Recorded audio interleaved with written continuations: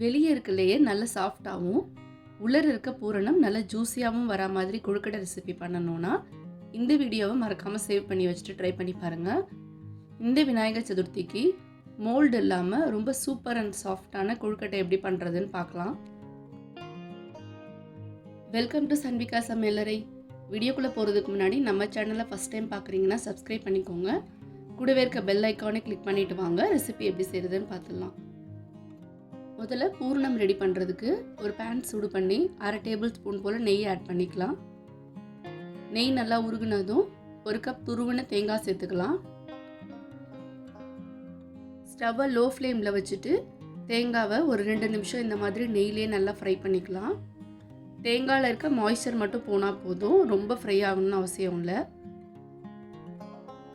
இந்த மாதிரி தேங்காய் ஃப்ரை ஆனதும் இது கூட 1 கப் பொடிச்ச வெல்லம் சேர்த்துக்கலாம். 1 கப் தேங்காய்க்கு 1 கப் வெல்லம் சேர்த்திங்கன்னா கரெக்டாக இருக்கும். இப்போ வெல்லமும் தேங்காயும் நல்லா பைண்ட் ஆகி வர வரைக்கும் இந்த மாதிரி மிக்ஸ் பண்ணிக்கலாம்.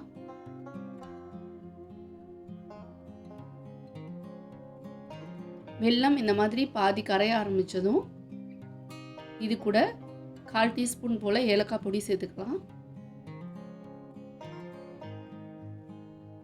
இப்போ மறுபடியும் மிக்ஸ் பண்ணி கொடுங்க.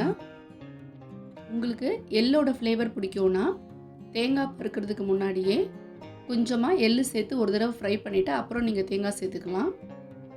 இப்போ எல்லாமே நல்லா மெல்ட் ஆனதும் லாஸ்ட்டாக 1/2 ஸ்பூன் போல் நெய் ஆட் பண்ணிவிட்டு ஒரு தடவை மிக்ஸ் பண்ணி ஸ்டவ் ஆஃப் பண்ணிவிடுங்க. இது நல்லா ஆறட்டும்.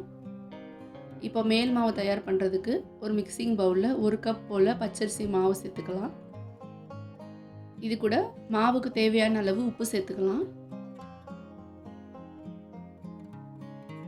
இப்போ 1 டேபிள் ஸ்பூன் போல் நல்லெண்ணெய் ஆட் பண்ணிக்கலாம்.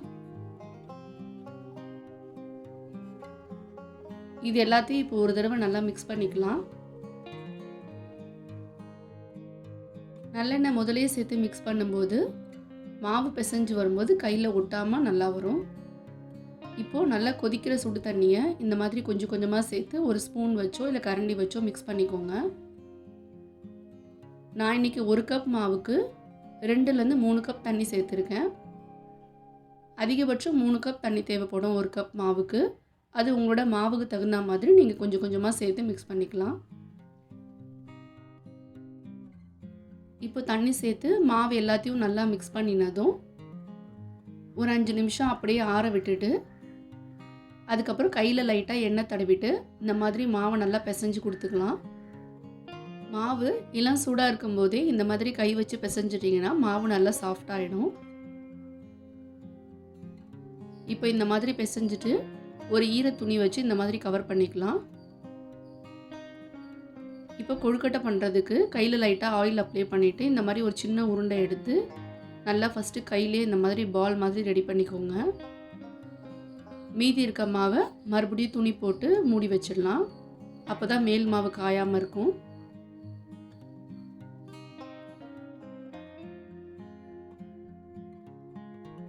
நான் இன்னைக்கு ட்ரெண்டிங்கில் இருக்க கொரோனா கொழுக்கட்டை தான் பண்ண போகிறேன்.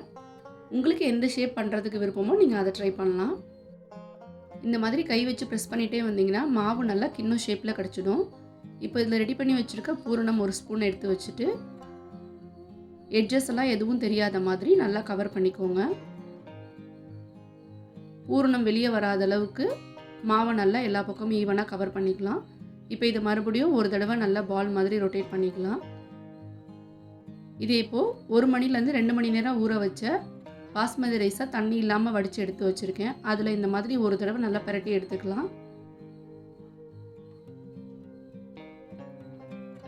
இதை இப்போ தனியாக ஒரு இட்லி பிளேட்டில் லைட்டாக எண்ணெய் தடவி வச்சுருக்கேன். அதில் அரேஞ்ச் பண்ணிடலாம். இதே மாதிரி மீதி இருக்க எல்லா கொழுக்கட்டையும் ரெடி பண்ணிக்கலாம். இதே கொழுக்கட்டையை நீங்கள் ராகி மாவில் கூட ட்ரை பண்ணலாம்.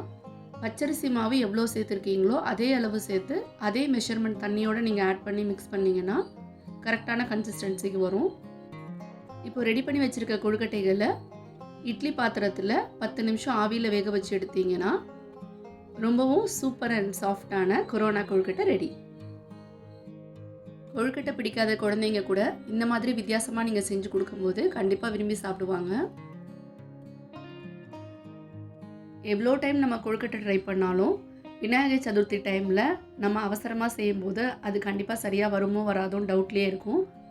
இப்போ நம்ம வீடியோவில் சொல்லியிருக்க மெஷர்மெண்ட்ஸோடு ட்ரை பண்ணி பாருங்கள். நீங்களும் ரொம்ப சூப்பர் அண்ட் சாஃப்டான கொழுக்கட்டையை வீட்டிலேயே செய்யலாம். மோல்டில் கையில் ஷேப் பண்ணால் சரியாக வராது, ஆனால் டிஃப்ரெண்ட்டாக இருக்கணும் அப்படின்னு நினச்சிங்கன்னா இந்த மாதிரி மெத்தடில் ட்ரை பண்ணி பாருங்கள். ரொம்பவே சூப்பராக இருக்கும். இதே மாதிரி இன்ட்ரெஸ்டிங் அண்ட் ஈஸியான ரெசிபீஸ்க்கெலாம் நம்ம சேனலை மறக்காமல் ஃபாலோ பண்ணுங்கள். வீடியோ பிடிச்சிருந்தா லைக் பண்ணுங்கள், ஷேர் பண்ணுங்கள், கமெண்ட் பண்ணுங்கள். அடுத்து ஒரு இன்ட்ரெஸ்டிங்கான வீடியோவில் மீட் பண்ணலாம்.